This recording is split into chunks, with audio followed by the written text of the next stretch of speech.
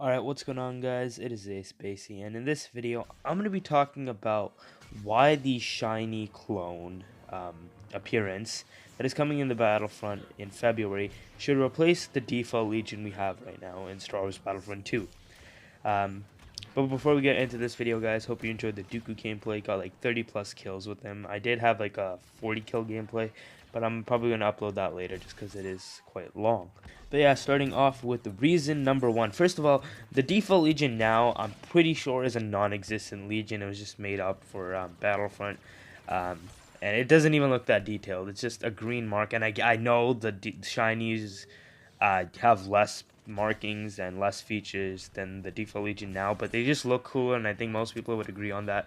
They just look cleaner and slicker, and they just, yeah, they fit more into the Star Wars universe. But let's get into these reasons. Starting off with reason number one, I don't think if they ever did decide to just put these up for credits, no one's really going to buy them unless you're like me, who's like a hardcore collector and has to buy every Legion. There's still people who run the default Legion.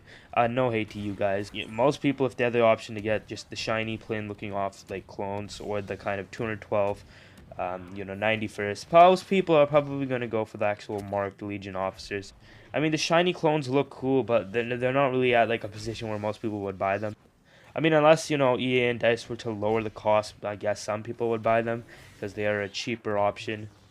But yeah, it just would make more sense to have them as a default Legion because most people would agree that it would look cooler, and most of the people who have default appearances now would play. I would even switch to a default appearance if it means playing to a shiny for a couple of matches.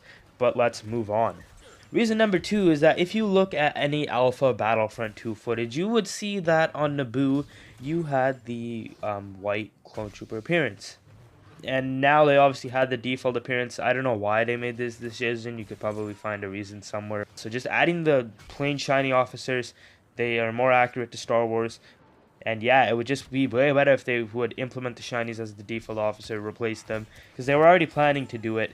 The shinies just look way more cooler than the default appearance that we have now, in my opinion. They look clean, and they just look way better.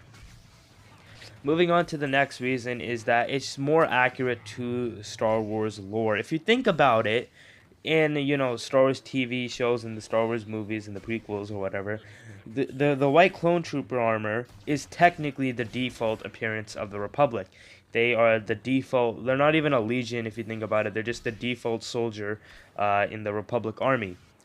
I'm not sure how the Camino training process worked, but I'm pretty sure that as a standard soldier, once you're done your training, you start off as a shiny, and then once you rank up and you gain experience, then you become a clone in an actual legion. That's, I think, how it worked. Unless you did really good in training or something, then you rank up early. I don't know. But yeah, I'm pretty sure in the Clone Wars episodes in Season 2, I believe, once the clones finished, they became shinies. If you think about it, it would just make way more sense in terms of Star Wars lore. And as a fanboy with me, I'd be more satisfied if the default Legion was just the white clone armor instead of this made-up Legion. And for the final reason, and this one kind of relates to the first reason, is that in the February update, it's probably going to be the least bought item in Battlefront 2.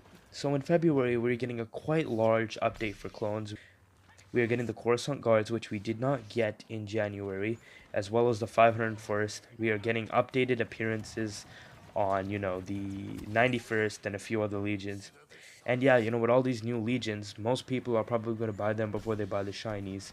And that's kind of why they shouldn't even make them an actual purchasable item in the first place, because not a lot of people are going to buy them, and I think it would be really cool if they made it as like, a free item for everyone to wear. It just looked way better, and even like on the battlefield, it would just look better because a lot of people make a joke, and it's quite true, that the battlefield literally looks like a rainbow of clones because you can just select different legions. It would make sense for the default legion to be shinies, both in Star Wars lore. It would look nicer in the game, and it would just make the game a lot just better in the battlefield, because it still bothers me that we have like 9 different legions on one map. We probably can't do anything about that. However, if you just take out that default color legion, which takes up a quite large portion or a noticeable percentage of the clones on your team, placed them as shinies, the game would look a lot better. But yeah, guys, that is going to end it off for this video. Comment down below on whether or not we should replace the current default Legion for shiny clone armor. I'd love to hear your reasons on why or why not. But this has been Ace Spacey. If you did enjoy this video, please leave it a like and subscribe, because it will really help my channel. And yeah, this has been Ace Spacey. Peace out, everyone.